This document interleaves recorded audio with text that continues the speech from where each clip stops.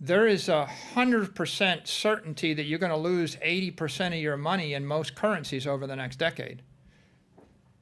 There's 100% certainty you're going to lose 95% of your wealth over 30 years in just about every currency. Are you 100% certain about the future of Bitcoin and that it has zero risk? There's no risk that could do anything to it? I don't think you can state that. No, I think that everything in life has risk. So there's a black swan risk, an unknown unknown, and anybody intellectually honest has to admit that there is that risk. That's not what I would say. What I would say is you've got a bucket of money. Let's come back to Africa. Okay.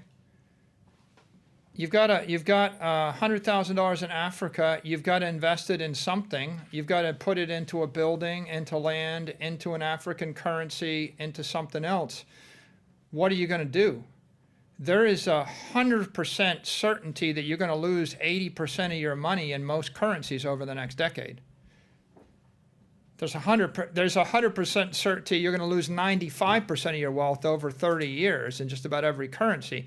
And so you have to work through each of these issues and say, what's the cost of doing nothing? What's the cost of not taking a risk? What's the risk-free rate? Well, the risk-free rate is the monetary inflation rate. So the price that you pay to not do something is the rate at which the money is collapsing. If you were a Russian, they just lost 35% of their wealth by not doing anything in the matter of weeks. So in this particular case, you just have to look at the array of options. If you're an investor in South America or Asia or Africa, I would say the risk-free rate is much higher for you, right? Like you're in Lebanon, what are you going to do in Lebanon? How about Afghanistan? How about Iraq, right? What are you going to do? In all those situations, they're thinking, maybe I'll trust my money to Tether. You know, Tether's run by Bitfinex. It's just a company.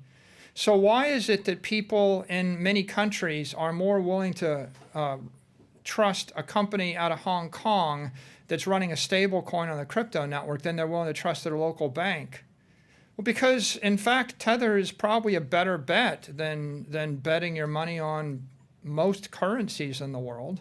Other than the top 12 currencies, the rest are collapsing. Why do Tether if you can just do the US dollar or USDC? Well, you can't. That's the point. Mm-hmm. Why do Tether if you could just do the US dollar? Okay, how many people in Africa can walk into a Bank of America in New York City, open an account, and then get the US dollar? None of them. That's the whole point, right? And okay, I did it. I'll give you an example. I put $1 million into Bank of America in Argentina when the dollar was worth 1 peso because I didn't trust the peso. I did it. What do you think happened? The government basically shut down for 1 day. They sent an edict to the bank saying all dollars must be converted back into pesos. Then they went off the dollar peg and they devalued the peso 10 to 1. And I lost 90% of my money. Okay. So why do Tether instead of trust Bank of America in Argentina? You tell me. Mm-hmm. Right? Because what's the odds that Tether is going to go to zero in the next year? If the odds were 90% your money is going to zero in the next year by putting it somewhere else, then you would think maybe that's a risk I want to take. So, you know, people are forced out the risk curve based upon the monetary policy. And in a hyperinflating economy, in Zimbabwe, right, you're going to take everything you've got, you're going to buy anything. I don't know if you saw, you'll buy toilet paper, you'll buy boxes of cereal, right? You'll buy anything. There's pictures in Turkey, people, and this is this year, people go into a car lot and they buy all the cars. Okay, so here's the news story. The government impounds 54 cars that were bought by a hoarder.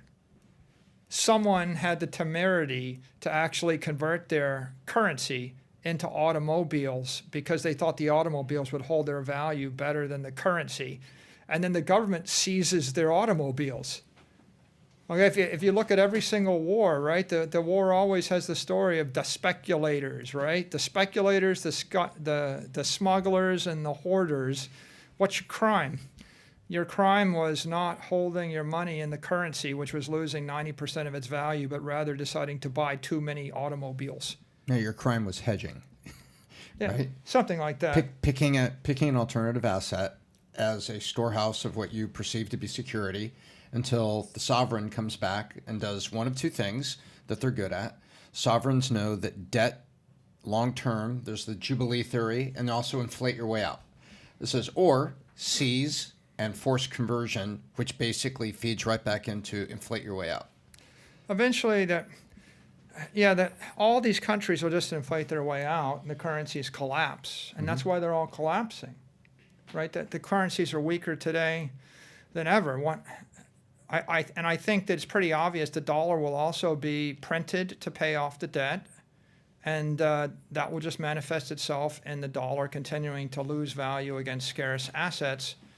It will gain value. It'll be stronger than the other currencies because they're just collapsing faster. So eventually we'll see a world where there's a dollar in the CNY, right? If you're not a very powerful empire, you can't maintain your currency.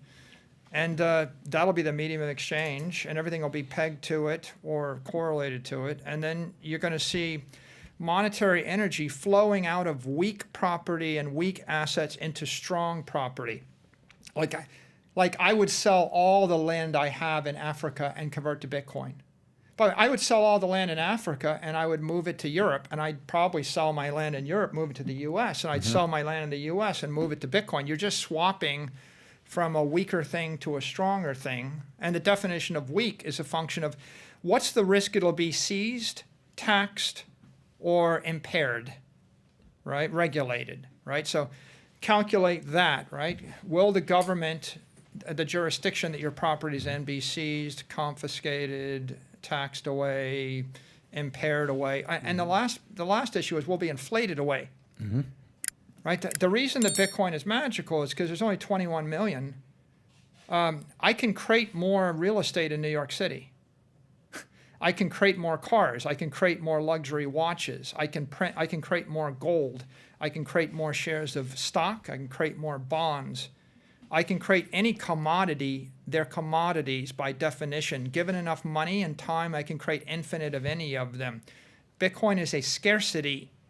Okay, name another scarcity in the world, right?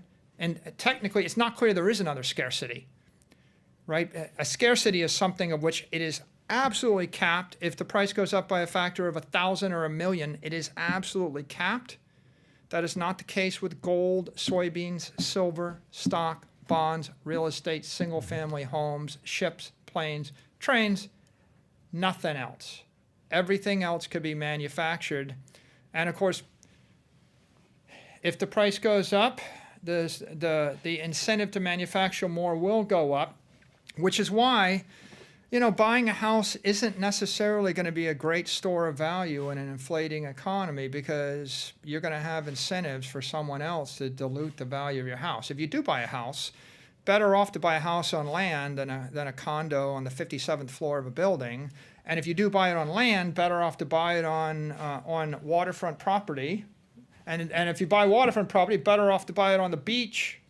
And if you buy it on the beach, you're better off to buy it in the most desirable location of affluent, intelligent people for the next 30 years. I'm sure Pat has something to say about pristine, this. which you had talked about, right? Yeah. You're better to be at scarce pristine or as close as you can. And and you can do that for 10, 20, 30 years. That's Palm Beach, that's the Hamptons, right? You can figure that out. Now figure it out for 100 years. This is the problem, right? When you go out But for 100 the individual, though, who cares for 100 years? The individual. How many individuals think 100 years, though, Michael? institutions think 100. Institutions do, but how many? Even some institutional leaders only care about the return they're going to give you for a decade or two. They don't sit there and think about 100 years. I think here's the point. I mean, that's one of the problems we have with our current political system, even we have in America. You know, the guy who gets elected, he only cares about 2 terms. How much can he really do? It's tough. The issue is the asset's reflexive. If if I told you that you could buy this digital asset and it would lose all of its value in 17 years, then people start to amortize it down. And when it gets to be 12 years old, people start to discount it. It's like you don't want to own a building in London where there's a ground lease that expires in 37 years, right? That's not as valuable as owning the land outright for 1,000 years. So if I told you it's good for 10 years, I think, and the other thing is good for 100 years, everybody wants the thing that's timeless. And the difference is going to create a marginal difference in the price. Let's say it's 2% or 3%. Okay, so all the intelligent money they stampede in the thing that's 2% better.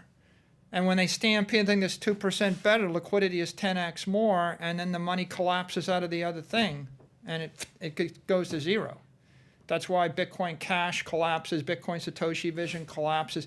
Anything that's sort of like the same thing but not quite as good will go to zero. That's why YouTube is YouTube, right? It's like there is a tendency of winner take all in these things, and it does matter, right? Now, you have children, you have grandchildren, right? I never met anybody that said, I kind of want to keep my family generational wealth intact for 12 years, but then I don't care anymore, right? You sort of care.